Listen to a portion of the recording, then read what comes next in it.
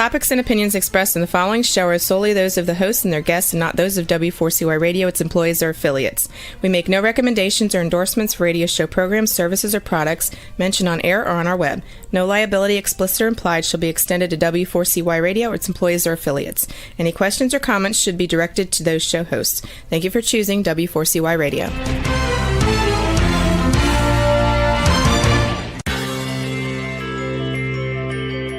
Who is January Jones? She is not a young, beautiful, talented actress on Mad Men. She is not an older, gorgeous, exotic dancer from the Johnny Carson Show. She is an author, and she wrote Thou Shalt Not Whine, the 11th Commandment, that reached #1 at Amazon.com. She is a reality TV golf personality with World High Stakes Golf televised on HDNet. She is a humorist and winologist expert. She is your featured host today on January Jones Sharing Success Stories. So sit back, relax, and get ready to laugh and listen to Ms. Jones with her eclectic roster of guests as you learn life's lessons. These stories plus sharing equals success. Welcome, and remember, beware, because you are entering the no whining world of January Jones.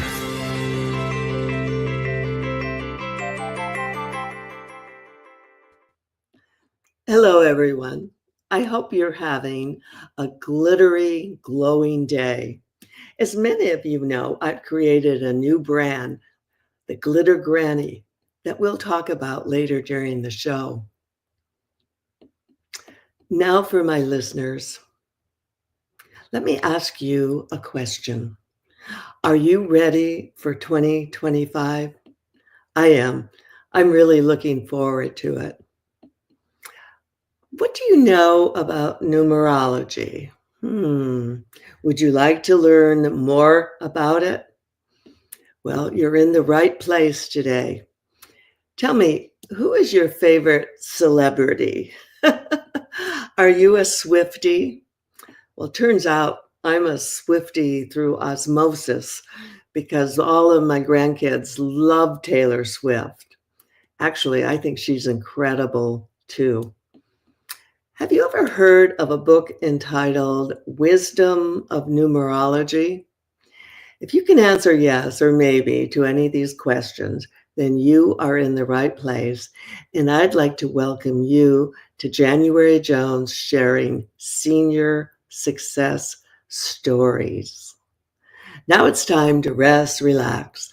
Go get yourself some wine, cheese, and crackers, and join us in the no wine zone. Now let me tell you a little bit about my guest today. She is an expert numerologist sharing storytelling and relatable explanations, making complex concepts accessible, transforming abstract numerology into a practical tool for self-discovery and empowerment.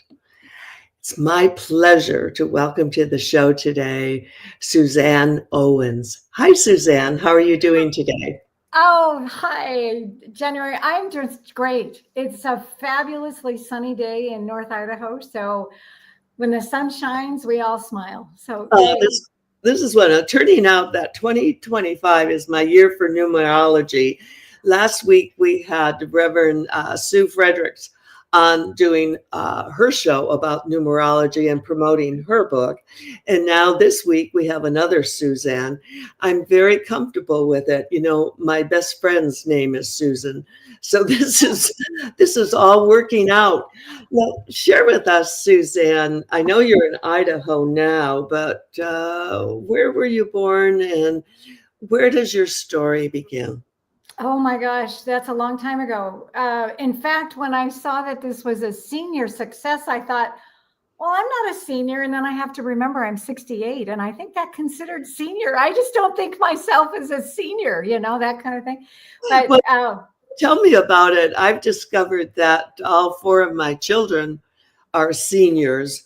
And I'm 81, so I'm trying to figure how did that happen? Well, it's numerology. It makes sense, doesn't it? Yeah, the numbers just keep adding up, don't they? But it really is your mental state too. I just don't feel like I'm as old as my years say I am. So I think that makes a big difference for sure.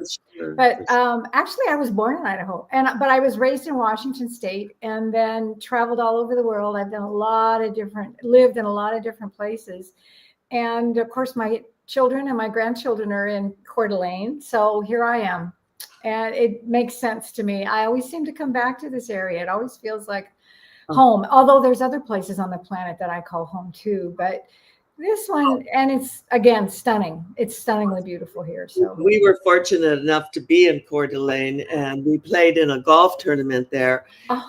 And I remember this. They call it the floating island. The whole the floating green, yeah. Green. And miracle of miracles, I actually got my ball on it. It was just I must have closed my eyes when it hit, and that is one of the most beautiful places in the country. Actually, it's when I'm thinking about it, you don't really have fires or earthquakes or hurricanes there, do you? No, the weather is really pretty good. We usually get a good winter. Our winter hasn't really started yet, but it can start in October. Halloween, we've had snow on Halloween before, and all the way through May. So our winters can be intense, but recently no. But we do have a fire season. I hate to call it that. In the summertime, it gets really, really dry here, and not just in our area, but all through the Northwest. We have a big fire season. So we have our own moments of terror as well, but certainly not like what's going on south. No, unfortunately, it's such a sad time for the whole country, watching a portion of it burning up. Okay, back to numerology. Yes. You were born in Idaho, and when did numerology come into your life, aside from the fact that the day you were born? Well, the truth is, I discovered it in the 80s, along with a lot of other things that I was looking at, and I put it aside. I put a lot of things aside. I grew up with astrology and looking at all kinds of things, and then it was a few years later, after my kids were a little bit more older and I had more time, I got to look at it, and then I just couldn't get enough. It just spoke to me. Astrology, like I said, I loved it and studied it a little bit, but numerology, when I really got into it, I thought, oh my God, this is so easy. This is adding numbers, and that's all it really is adding numbers and reducing numbers to one digit, or master numbers to 2 digits. So it wasn't all about where it's going on in the cosmos, or where the planets are aligned or whatever, which I have a huge respect for astrology, don't get me wrong. But for numerology, it's really, what's your birth date? Okay, let's talk about that. What's your superpowers? You know what? I never did get that from you. I don't need your birth year, January, if you don't want to give it to me. Just your month and your day. I'm actually kind of proud of my birth year. So. Okay, tell me all of it. What's your birthday? I was born August 18, 1943. Okay, August 19. August 18th. Mine is 19. Oh, yours is? Really? Oh. Yeah, we're sisters already. I can tell. Yeah, no question. Wonderful. Okay. That's why you were meant to be on the show today. Oh, no question. And that's such an interesting number, because 1943, 17.8. Yeah, no wonder you're doing what you're doing. There's no question in my mind that you've got work to do as being an authority in management. You've got an 8 just all through your chart. August is an 8. That's all about business, being an authority, learning about business, learning about money growing up. Whether you had it or you didn't have it, money was a big part of your life. Was your father in business? No, but I've been in business all my life on my own with my husband and my family. Yeah, that's where my business came from. My dad owned a business, and he was an investor and did all that. But truly, my younger years were all about money. And then your middle years, having that 9, 18, 1 plus 8 is a 9. So that's all about serving humanity, which is what you're doing in this business, in your podcast, in your interviews. It's all about talking to people, maintaining a shift in consciousness, people explaining, teaching. It's a spiritual practice. 9 is a wonderful number. And then the 1943, interestingly enough, that comes back to an 8 again. So there you go, that your senior years are all going to be about, not about it, but having affluence, having abundance in your life. So it really does work. So when we figure out what your life path is, or your superpowers, I call them, we add your birth date together. And I've reduced it all. So it's 8 plus 8, 16 plus 9. So it comes out to be a 7. And that's a really spiritual number. That likes research. That number is the metaphysical number out of all of them. Really looking and asking the big questions, which is what you do in your show. What are we all about? What's life about? Where are we going? What's really important here? And again, doing the research. But the other thing I wanted to talk to you, because you started the whole show today talking about this year, 2025. Right. And numerology runs on a 9-year cycle. So it changes every January. Well, when you think about it, all the numbers in the universe can be reduced down to those 9 numbers. There's no more other numbers between those. It all comes back down to the 1 through 9. 0 is just a placeholder, right? So when we look at your personal year, we take your birth month and your day. So we take 8 plus 1 is 9. Plus 8 again is 17. It gets 2 digits. We got to keep reducing it. So 1 plus 7 is 8. So numerologically, universally, everyone's in a 9-year. Okay. And now what that means is this is the year of completion. We're finishing this 9-year cycle. So 9 is like I told you, it's about humanitarian pursuits as well. But really, it's resolution, completion. Things end, things disappear. Whether you're ready to have them end or not, they do. It's time to reflect over the past 9 years. What have you accomplished in the last 9 years? And this 9-year cycle started in 2017. That was a 1 year. Okay, so 2017. Right. So there's some events going on right there when you think about that. It's about bringing things into balance too. It's a year to get this 9 years, a year to get rewards for the work you've done in the last 9 years. And it's a renewal piece. It's like I said, things will leave, things renew, you sign up again for what it is you want to create in the next 9 years. You make space for what do you want to take with you in the next 9-year cycle. This is something to consider in your 9 years. It's a cleansing and decluttering. Clean out your closets. Clean out your metaphorical closets. Your metaphysical closet. It's all of that. Seriously, it's all that. And being a servant. This is very exciting because I've been told I'm a number 7 previously. The same information's coming through from who's a numerologist. And I've been very busy these last few years, as many of you may know. And I've just finished writing my memoir, which is now at Amazon. And it's called Living and Dying Without Whining, 80 Years of Magical Moments. Producing, living, and dying without whining.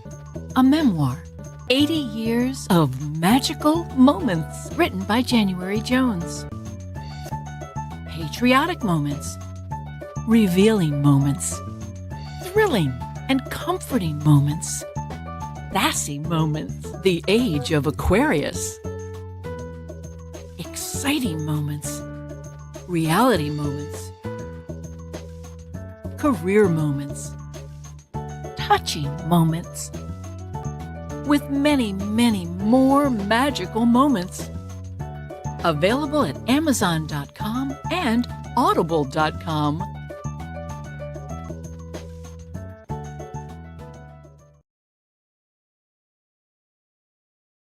Welcome back to the No Wine Zone with my wonderful guest, Suzan Owens. Go to my website, glittergranny.com, and my other website, January Jones, sharing senior success, and sign on and you can get a free book. Suzan, share with our listeners your website information and how they can get your books. Oh, I love it. Okay, well, here's my book, Wisdom and Numerology. And that's everything you can find out about me is wisdomofnumerology.com. You can sign up for reading. I'd send you my book. Amazon has it as well. So, and it's an award-winning book. I'm pretty proud of it. I won an award for the writing part of this book. So I'm pretty excited about that. The other thing that I didn't tell you, and I'm excited to relate, is I've got a second book coming out, hopefully, I think March, April this year. Okay. It's about, and it's really what we're talking about today. It's so cool. It's about it's called Know Your Superpower, Know Your Future. So what we kind of talked about already was number 7, the superpowers for number 7, which is this ability for you to do some research and really ask the big questions and go inward. It's a good meditative number. There's a lot of really wonderful things about a 7, and we can talk about those two, the other numbers if you want. Okay. What I want to ask you about is numerology. What do you see for the country during this year, 2025? Could you just give us an overview of your thoughts about, I mean, there's so much going on. It's hard to believe. And share your thoughts about that, please, Suzan. Well, you're right. There is a lot happening, and it started right off in the 9, clearing away, and it's devastating is what it is. And a 9 can be devastating when we think about what's happening in this country right now. The things that are the destruction and the evolution, really. We're not quite there. We're not there yet. But I don't want to just focus on what's happening in the South, but the 9 also has room for what do we want in our future. So we have to think about that as well. It's like, what habits do you want to take into the next 9-year cycle? What good things do you have in your life that you really want to continue? And what is it that you need to let go of? What is it that you need to resolve? It's also, like I said, it's a rewarding year. There'll be a year of, wow, look at this amazing thing that's happened. There'll be amazing adventures and excitement that's coming. I can feel it. Right now, there's a clearing that's happening. And I don't mean, it's devastating. I want to say that. I don't want to dwell on it. There's a lot of other things that are gonna shift, and the new things are coming in. They're going to come in. They just can't stop. Yeah, you just get the feeling that's coming.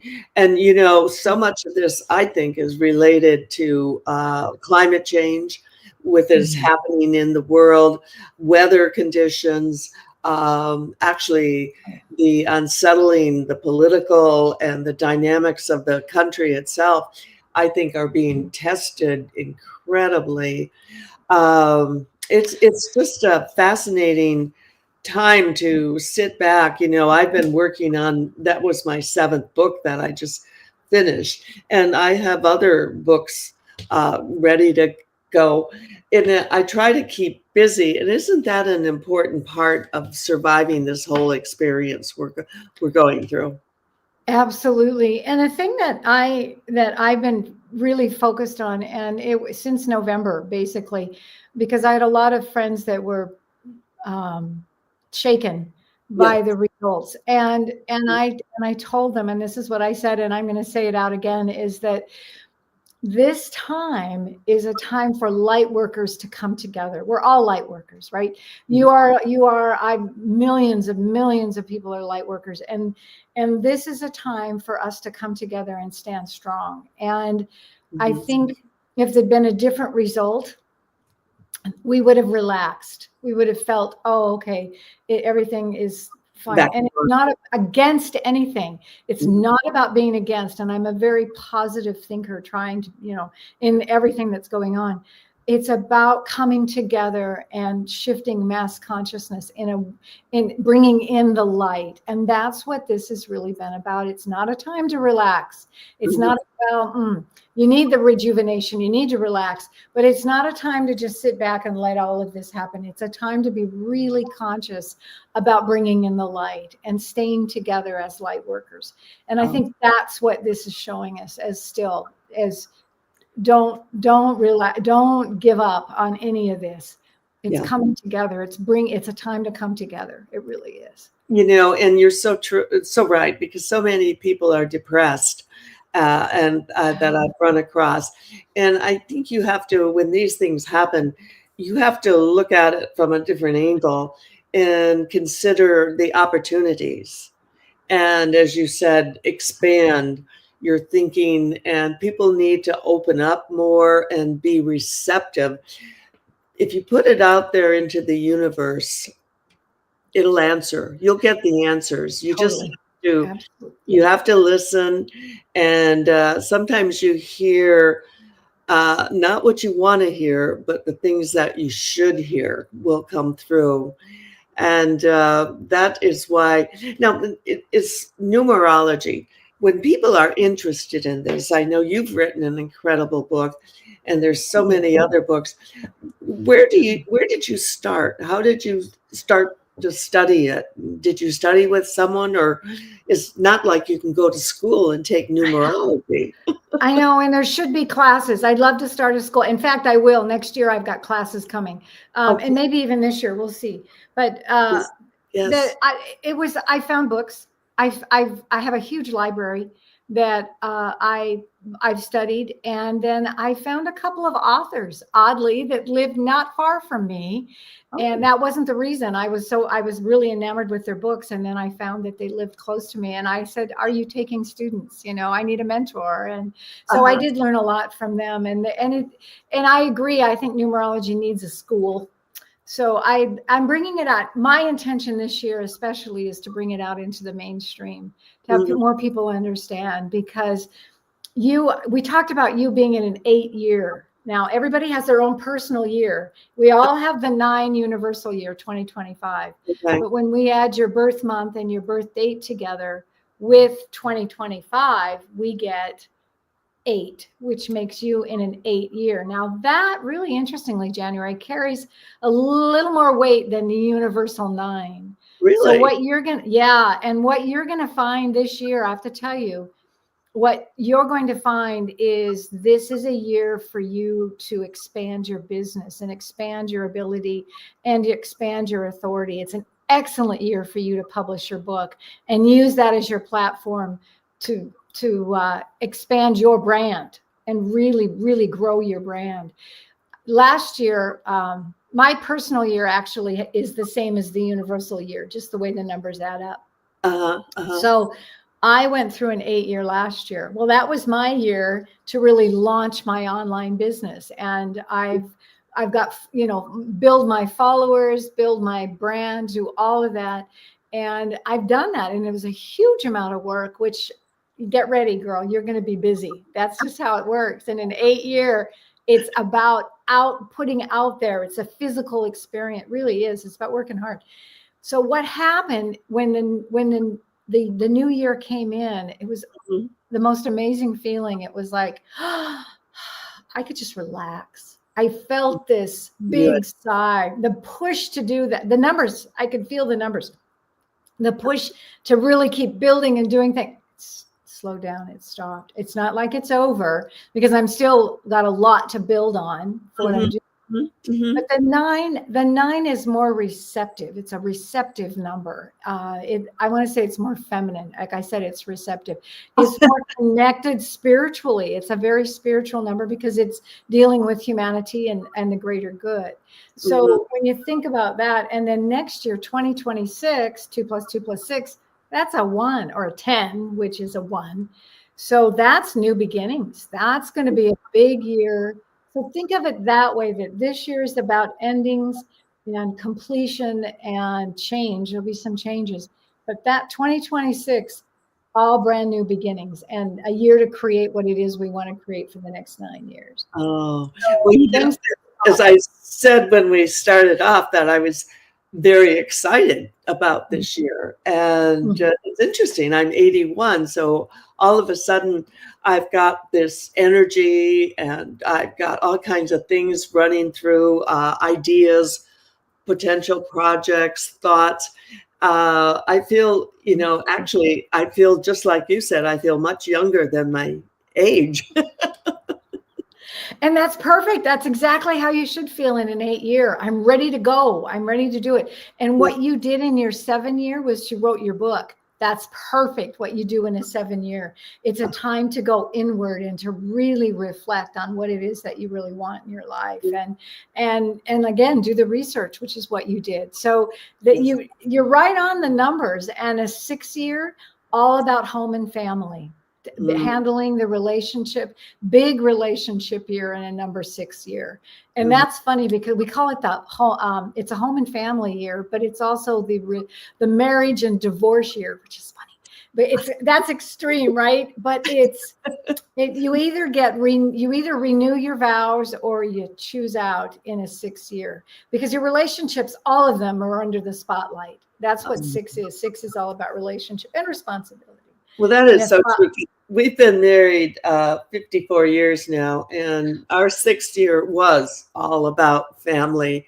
And we did an incredible family cruise where there were 18 of us that we went on a cruise together. And it was a great time for bonding and connecting. And it was a chance for the cousins to get to know each other and to share each other. And then, as you said, the 7th year, it took a lot to write that book. It does. It does. Yeah. Writing is not an easy thing to do. And I'm a creative. I'm a 3. You're a 7. I'm a 3. I'm a creator. I like to talk. We love to talk. Us 3s love to communicate. Yeah. So, and writing is my choice of communication. Dancers, singers, actors, those are the 3s. But for me, it's about writing. I write every day. I do pages in a journal. I journal every single day. I talk all day long. Already you can tell, right? So that's kind of who I am.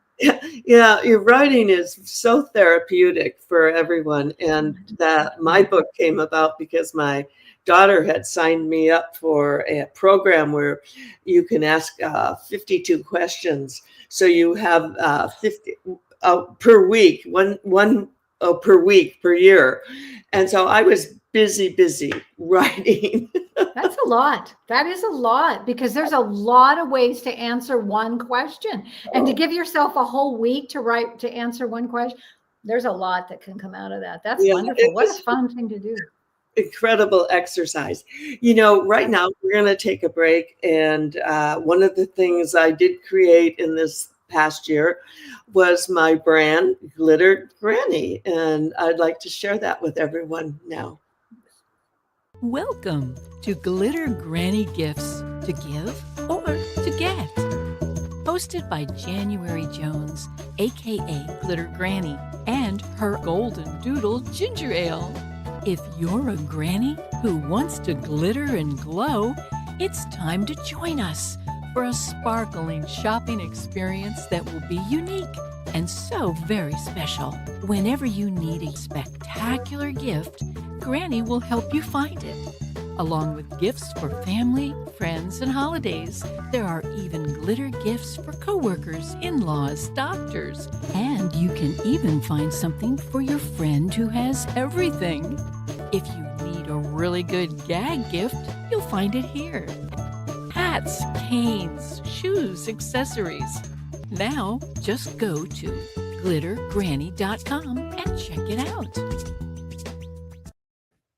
Welcome back with Suzan Owens. And Suzan, I was so excited to have you on the show. I share in my book, actually, I share a lot in my book, but we were an airline family and traveled all over the world. We were so blessed to be able to do that. And I want to talk about some of your travels. And I was interested in your story. I left my underpants in Nile.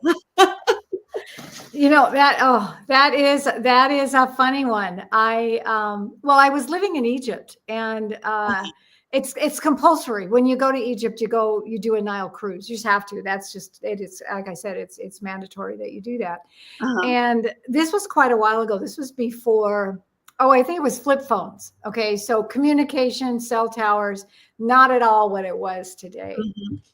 And I had finished my Nile cruise. I was in Luxor, Egypt at the Sheraton, which was at the time, they've remodeled it. So what I'm talking about now doesn't exist anymore. The Sheraton is there, but the way this was.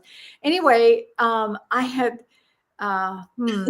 washed my underwear, my underpants the night before, and I was hanging them in the bathroom to dry. And somehow I totally forgot them. I left them there. And I hadn't been in Egypt long enough to know how to replace them. Plus, it was really good stuff. I really wanted, I just bought it. I wanted to keep it. But most of the shopping I'd done was in tourist bazaars, and you could see silver or hookahs, but I didn't see any underwear. So as I said, I was in Luxor, and at the time there was a way that I could call the ship. Now, again, flip phones and that were not, that was all there was. I didn't even have one at the time. So what I had to do was at the Sheraton, they had this beautiful, really cool bank of teeny tiny wooden capsules that were paper thin, absolutely no privacy, but there was a phone in each one of these little cubicles, if you will, and a door. And you had to go back to, at the end of this hallway was the operator, and you had to tell the operator who you wanted to call, and then she'd let you know when the call connected, and then she would connect you, right? So I'm in my little cubicle and I'm waiting, and the phone rings, and I say hello, and it's hello, and it's static, and I could hardly hear. And I said, hello, this is Suzan Owens. I was in 217 just on the cruise. And he says, hold on, I'll get you 217. And I said, no. I was in 27. I mean, it was just ridiculous, right? So anyway, and I said, this is Suzan Owens. And actually, Suzanne, I am a Suzanne in Egypt, Susan everywhere else. But anyway, Miss Suzanne, because of course you remembered me. What can I do for you? And I said, well, I have a problem. What? I can't, anyway, back and forth, what, and shuffling and everything. What do you need? And I said, I left my panties in the bathroom of my stateroom and I need them. You left, and I'm trying to whisper, right? Because I mean, it's loud. I left my panties. And he said, what? I said, oh my God. So 2 more back and forth. I left finally louder and louder. And I finally said, I left my underwear in my room. And totally, because men and women just don't, in Egypt, you just don't talk about those private things. But anyway, so then he finally, finally he said, I'll have someone check and collect your items for you. Thank you. And he kind of hung up. So I took a deep breath. I had no idea how I was going to get my underwear back. But then as I step out, I hear a guy steps out in the cubicle next to me, and he goes in a very British accent, have you got a problem with your knickers, dearie? Hear everything. And I'm sure that everybody anywhere in a 5-mile radius could hear me. I'm yelling. It was funny. I'm so curious because we were with the airlines and all over the world, which explains why we were doing that. How did you come about being in Egypt for 1 year? And then also you were in Africa for quite a long time. Are you was it part of your work? Are you married? Was it your husband's job, or how did this all Oh, come about? no, I was married for 22 years. Great marriage, great divorce. And then it was time to really travel. My kids had grown up and they were independent. And Okay. I found that I had time to just go. And I've always wanted to go to Egypt, and I had a friend. I did meet someone in my European travels on it, and I thought, well, at least I know somebody. So I was freezing cold in Greece at the time. This was like November, I think. And I had gone into the travel agent that I had befriended, and I said, get me off this island. I'm freezing cold. And she said, where do you want to go? And I looked at the map, world map behind her, and I said, send me to Egypt. So that was the start. That was the start. And then I spent a few weeks there, and I went home, sold all my stuff, and said, I'm going back. I have a degree in teaching English as a second language. I have a master's, and I thought maybe I would do that there. But as it turned out, it wasn't the kind of teaching I wanted to do. It was a lot of classroom management. So what I ended up doing, I ended up writing for the Egyptian Gazette, which was the oldest English newspaper in Egypt. Mhm. And I did a radio show for kids. The woman, her name is Lubna Abdelaziz. Mhm. And she's still alive, lovely, beautiful woman. But in the 60s, she was the Marilyn Monroe of Egypt. I mean, you talk to any senior man in Egypt and they know Lubna. And anyway, she did a radio show. And I got to play an American woman who traveled. And we did this wonderful radio show for children. Oh So my God. that was so special. And so then Yeah. also in the summer, they Fabulous. said, get out of Cairo. It's too hot. So that was the time that I went south. I started in Kenya, and I did a tour. I had my own guide, and we traveled all over. I spent a couple of days with the Maasai, and I did safaris every time I could turn around. I did safaris, and I went through Kenya and Tanzania and Zambia. I did a bungee jump over the Zambezi River. That was really fun. What an And then and this was fun. you did all of this by yourself, technically. Yeah, I live alone, and I'm kind of I like me.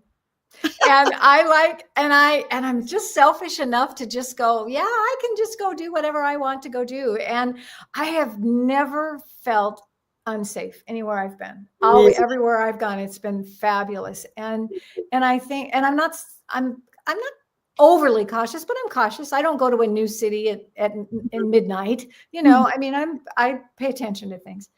And it was wonderful when I traveled around. I ended up traveling to Namibia, rented a car, and I became my own safari driver. I'd see a herd of elephants, 60 elephants come up to a watering hole in my Toyota. I mean, it was just awesome. Awesome. Oh my God. You're just the kind of guest I love having, because you are beyond senior success. And the stories you're sharing and your adventures are an inspiration to me. And I know to all my listeners who are seniors, and your can-do attitude, incredible. One other thing I wanted to talk about, because I have two friends who also experienced the 500-mile Camino in Spain.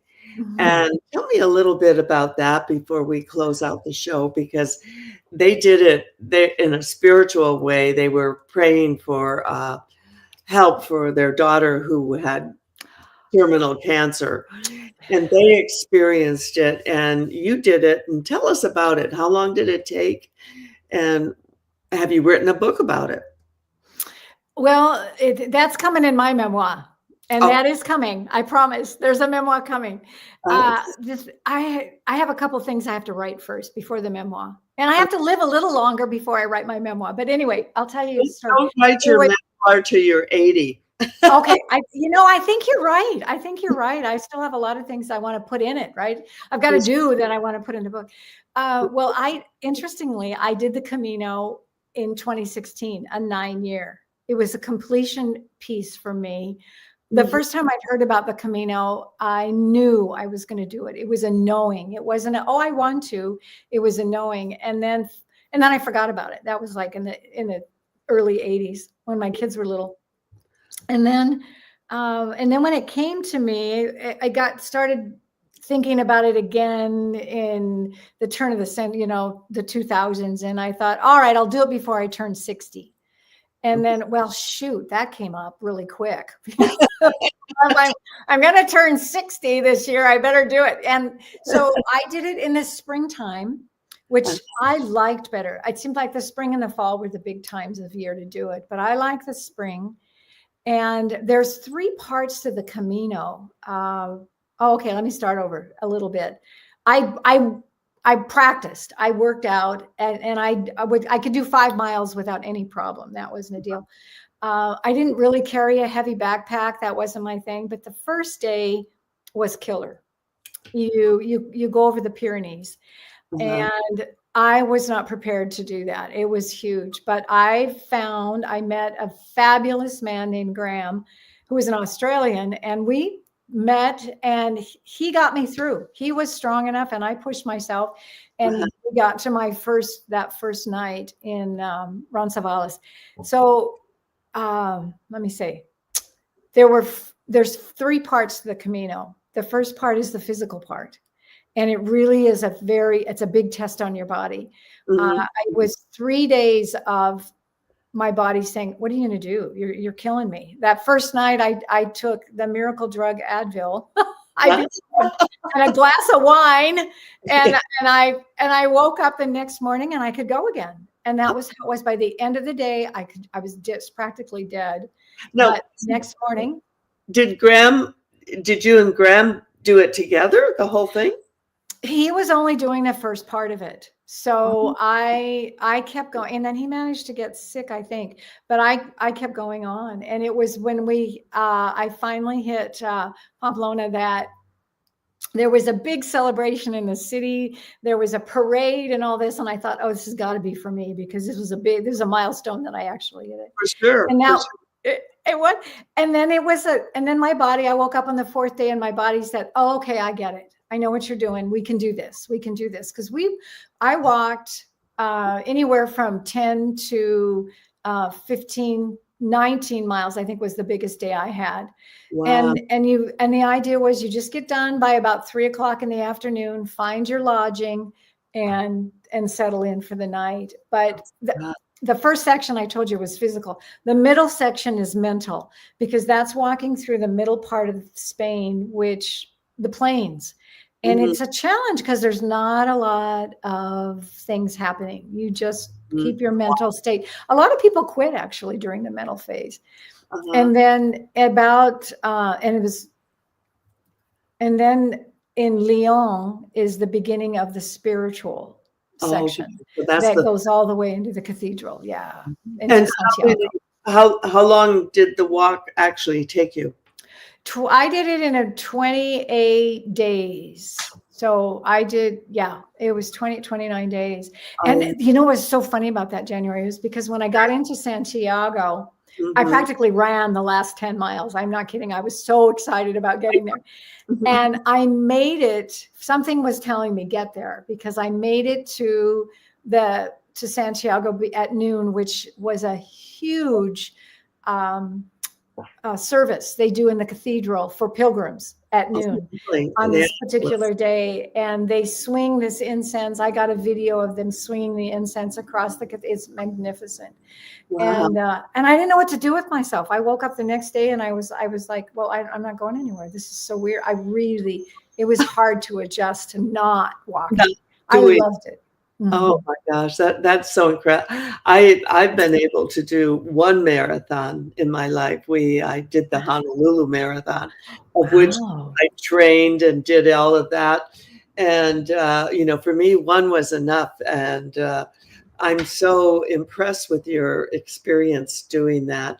And it's interesting how it's in phases, and that you actually are aware of that as you're doing. Absolutely. Absolutely. Absolutely. It was something that, and I think somebody may have mentioned it to me, but it was something I was very much aware of. And the thing that was so cool, because I did it on my own, right? There are programs, there are tour companies that can do this, or you can do it. But for me, it was, no, I wanted the freedom to just go and do what I need to go do. And plus I didn't know how I was going to do it, Nope. So but what was really cool about it was that I could meet people. You meet people all the time that you walk with for a ways and you go, well, this is great. And then you don't see them. And then you walk and then you see them again, a couple of days later, or, it was just, it was wonderful. Absolutely. Well, and then it was important to walk by yourself too, Tom. Well, that is one book I want to read. I've read several other people who have written books about that experience. And it's just amazing. And thank you for sharing that. I know that's a very spiritual, private journey. Were your children, were they encouraging you during this time? I think they were more concerned about me making it. Like, are you really going to do this, Mom? The other thing, and this will tell you how woo-woo I am, January. I was in the cathedral in Lyon, and I walked in and I burst into tears. And I thought, well, this is new. It's not something I know, because I would go into most of the churches and most of the cathedrals along the way. But this one I stopped at, and what I was feeling and the revelation that I had been a pilgrim in another life. And he didn't finish, because most of the pilgrims years ago were men, because women just didn't do this. But he didn't finish. Either he died or was killed or something. And for me, this was a really big deal to complete this. Okay. And there was even a part along the Camino that I thought, oh yeah, this is where you died. Yeah. I could feel it. It was really crazy.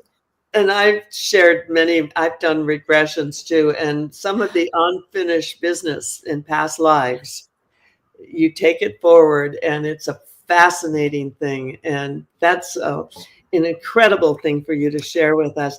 And you know what I'm going to share, that unfortunately our time is over. And I've loved having you on the show. And thank you, because this was a last minute booking and you just jumped up and volunteered. And so I definitely will have you back again and again. And every time you write a book, let me know and we'll have you on to talk about it. Okay? I am so excited, January. I'd love to do that. So, and I'm excited to read your next book too. I'm excited to read this one. This one looks fabulous. And, but I look forward to anyone that you write as well. It's going to be great. So, and I'll be happy to come back anytime. For sure. For sure. Dear listeners, I hope you've enjoyed our time together today. We've tried to be informative, and we certainly have been inspiring. Next Thursday, live at 3 p.m. Thank you for entering the No Whine Zone with us, and be sure to tell everyone you know about us. Now remember, it's time to stop whining and start smiling. And if that doesn't work, then you can just start eating chocolate. Lots and lots of chocolate. Dear friends, take care and stay safe. And be sure to keep glittering and glowing until we meet again. Bye-bye. We want to thank you for listening to January Jones Sharing Success Stories. Always remember Ms. Jones' personal mantra: if you can think it, you can do it. That's what all of our guests have done with their lives, and so can you. You are the ultimate success coach in your own life.